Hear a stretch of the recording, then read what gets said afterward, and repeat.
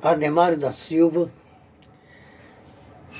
conectado à Associação Espírita Caminho de Damasco, aqui de São Paulo. Falamos ainda sobre a mediunidade em perspectiva, em consonância com o nosso comportamento.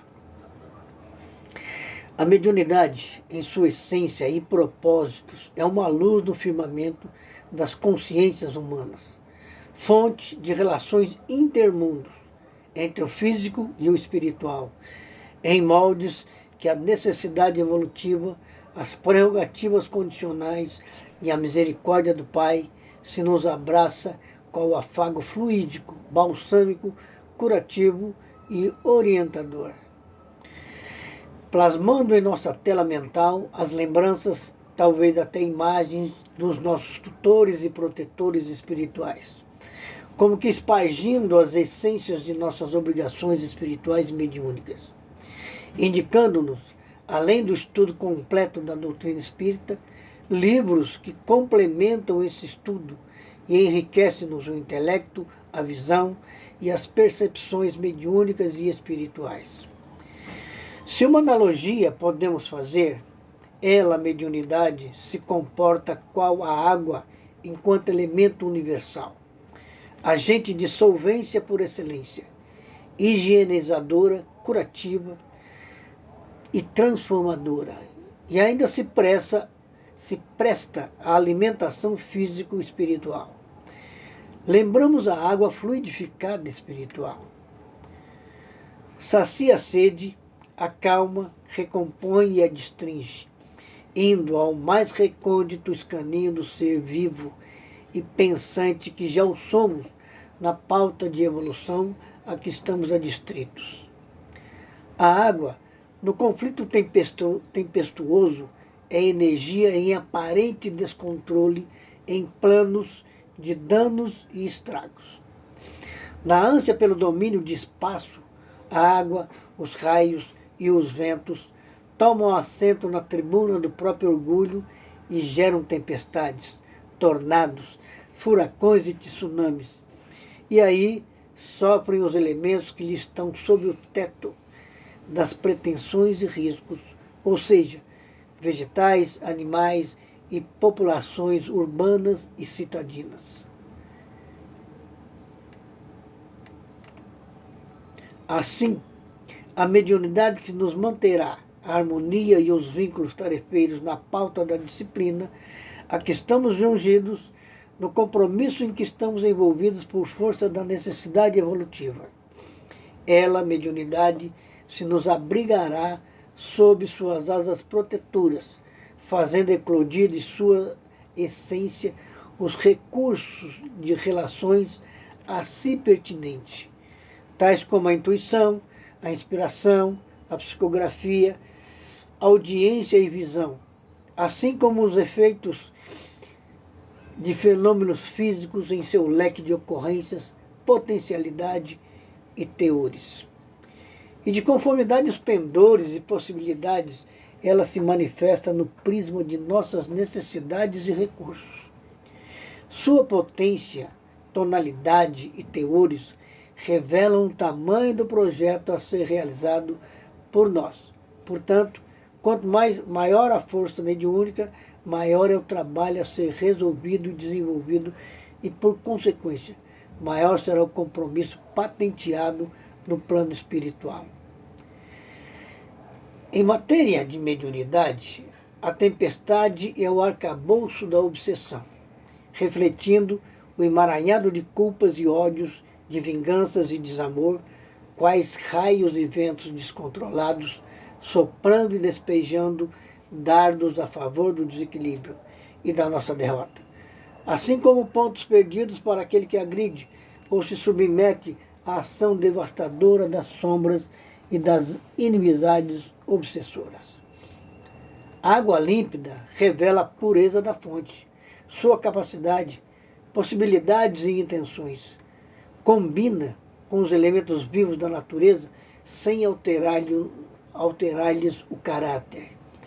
No entanto, segue os caminhos que se lhe permitem abrir para os rios de renovação e entrega acompanhando-lhes as sinuosidades, contornos e declives na pauta de intenções e objetivos traçados pela natureza.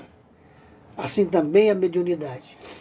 Contanto, os espíritos não modificam o modo de ser e agir dos médiuns, orientando-lhes a lição a ser aprendida, induzindo-os ao bem e à tarefa por ser realizada, sem descaracterizar-lhes a personalidade.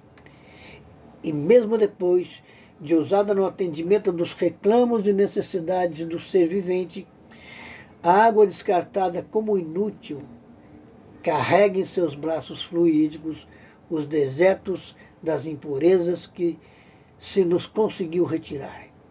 Imaginamos nessa comparação que no conflito mediúnico em que se conflagra a obsessão, que os detritos morais de vítima e algoz se drenam por si no combate em que se configura, no desgaste que ambos se consagram, na ânsia de vencerem um ao outro, na pauta de ódio, orgulho e desamor, com as forças negativas que são aplicadas no intuito de ilusória solução.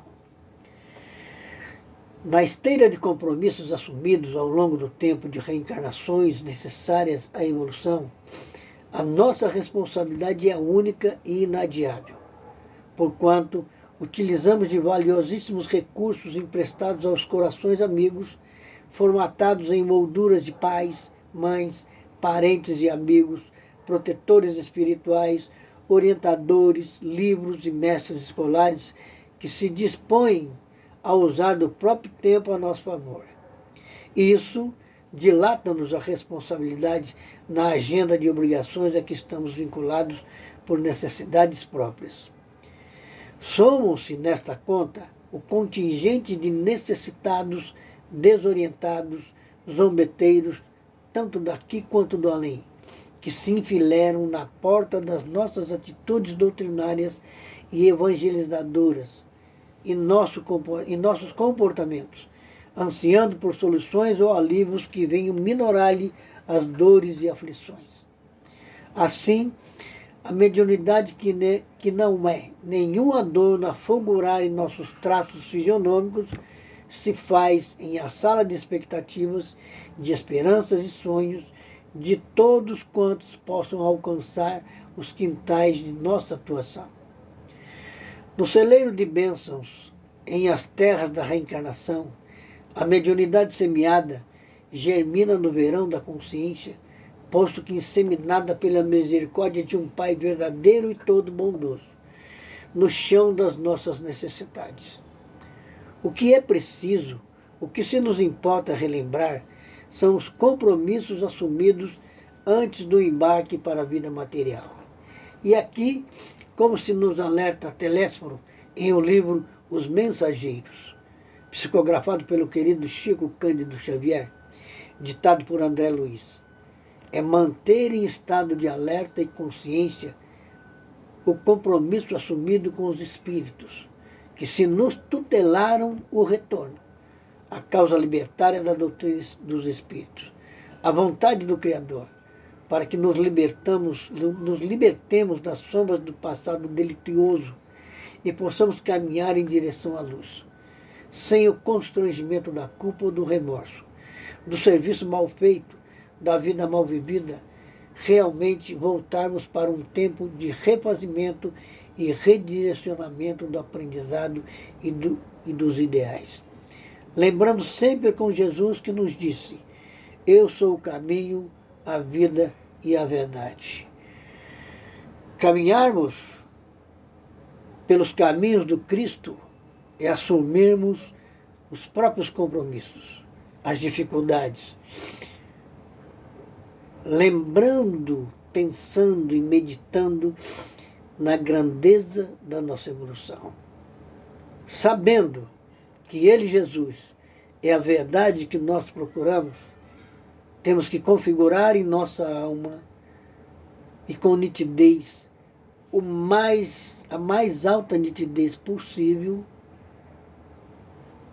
a configuração da luz e da essência dessa verdade. Assim, meus irmãos, como o aprendizado escolar se nos configura postura profissional, garantindo-nos sobrevivência e bem-estar, e pelo nosso comportamento, representamos a escola de origem. Em se tratando de mediunidade, estamos vinculados com certeza aos núcleos de aprendizado que se nos prepararam para os exercícios da sensibilidade, da humildade, do amor ao próximo, do Evangelho de Jesus em moldes de respeitabilidade, responsabilidade e compromisso nas leiras da fraternidade e solidariedade em que nos situamos.